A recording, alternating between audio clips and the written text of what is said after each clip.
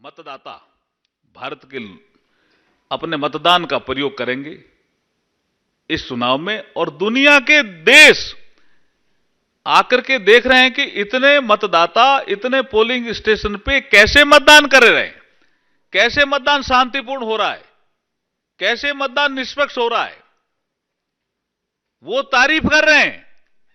और ये देश को बदनाम करने के लिए हमारी संवैधानिक संस्थाओं को बदनाम कर रहे हैं। और कोई मिलर? सर, पीटीआई से एक सवाल है जो नोटिस लिया गया है, वो इस वक्त पार्टी के प्रेसिडेंट नड्डा जी को और कांग्रेस में भी पार्टी के प्रेसिडेंट खड़गे जी को दिया गया है। क्या आपको लगता है बतौर लॉ मंत्री पहली बार ईसी एक अलग स्ट्रैटेजी अपना रहा है, डायरेक्टली स्टार कैंपेनर्स को नोटिस नहीं दे रहे हैं? देखिए, निर्वाचन आयोग एक स्वतंत्र और संवैधानिक संस्था है। वो जो निर्णय करते हैं वो उनका खुद का निर्णय होता है, इसमें कानून मंत्रालय का कोई रोल नहीं होता। प्रज्ञा? से जुड़ा हुआ सवाल ये है कि जयराम रमेश जी ने सवाल खड़ा किया है ईसीआई पे, कहा है क्योंकि आपको नरेंद्र मोदी जी के भाषण पर नड्डा जी को चिट्ठी देनी पड़ी, इसीलिए आपने राहुल गांधी जी के भाषण पर भी खड़गे जी को चिट्ठी दी है।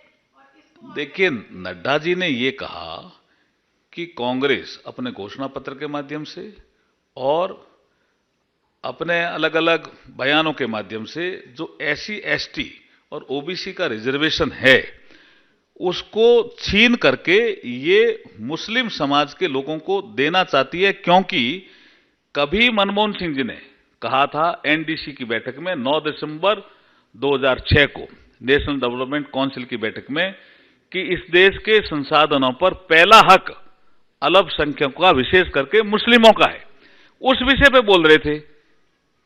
तो वो चुनाव आयोग, मैंने जैसे कहा कि एक निष्पक्ष संस्था है, उनका निर्णय स्वतंत्र होता है और अपने हिसाब से वो निर्णय करते हैं।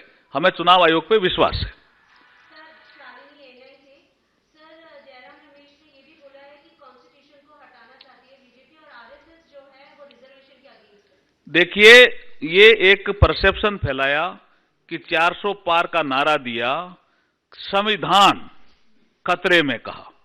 मैं आपको बताना चाहता हूं कि हमारे प्रधानमंत्री नरेंद्र मोदी जी जब गुजरात में चीफ मिनिस्टर थे और संविधान लागू होने के 60 साल पूरे हुए थे, वहां उन्होंने एक संविधान सम्मान गौरव यात्रा निकाली। किसी कांग्रेस के मुख्यमंत्री ने नहीं निकाली होगी ऐसी यात्रा। संविधान को हाथी पे रखा, खुद पैदल चले। लोगों ने पूछा आप पैदल चल रहे हो? बोला संविधान श्रेष्ठ है। 2010 सुरेंद्रनगर गुजरात, उस समय तो कोई कल्पना नहीं थी प्रधानमंत्री जी को कि भाई मैं एक दिन प्रधानमंत्री बनूंगा। वो उस समय तो मुख्यमंत्री थे गुजरात के। किसी कांग्रेस के मुख्यमंत्री ने ऐसी यात्रा निकाली है क्या? नंबर 1।